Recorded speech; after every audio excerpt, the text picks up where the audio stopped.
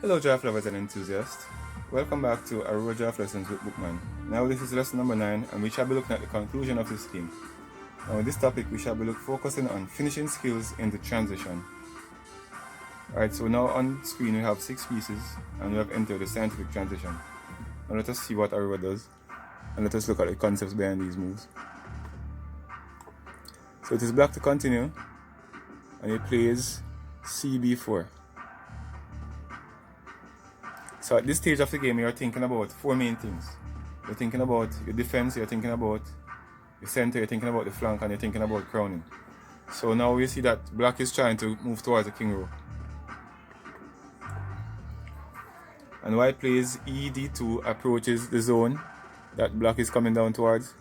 So that is what they call defense response. Now black moves BA5 and he forms an active sideboard. He's preparing to make a strike. He's preparing to make a strike right at this square right here, at C3. So let us see how white responds to this move. So he plays ED4 and by doing that he intercepts the attack. Black continues CB6, another active sideboard. Now white plays on his opposite flank, HG3, and black strikes BC5, DB6, AC7. And makes a caudal shift. White continues from his right flank with GF2 and forms a striking column. Now these are very important formations in the transition. Black continues his development GF6 and white controls a key square right there with GF4 by occupying the parasite square right here and also this side square. So this is actually a good pinted defense right there, or cross-point defense. Black comes down with CD6 and white now forms a terrail, which is a long striking column of 4 more pieces with FE3, and now we see this terrail of 4. This is like a wall in football. This is a nice defense here, and this defense is setting up a defense along this dimensive, which is the double corner dimensive.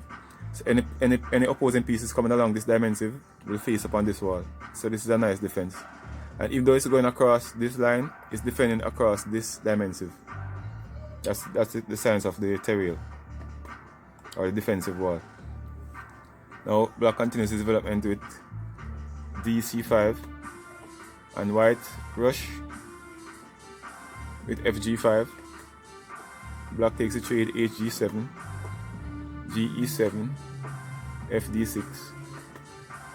And white makes a line bender attack, or what we call a trading alpas, with ED4 and cuts off the middle piece. Now this is actually what we call a tactical shuffle. So it creates a formal disturbance. And in what Kaplan says about this kind of attack is that it divides the flank. So this piece is an integral piece in the middle of the striking column here. And by taking out this piece, white is dividing the flanks. CE3, DF4, and the flanks have been divided. We are down to 4th position. Now black continues his progress to king row at BC3 and occupies us at O post there. FG5. Both players are now occupying an O post right there. Now black sacrifices this piece and look at the sacrifice and look what is going to happen afterwards. So CB2, CA3, and then he pins the piece to the sideboard with DC5. White rush, G86, GF6. And white is forced now to sacrifice and run, give him back the piece. HG5, FH4, HG7, and basically it's a typical draw from there. And that's a good finishing skill right there, as we see. Thanks again once more for tuning into Aurora Draught lessons with Bookman. Have yourself a wonderful day.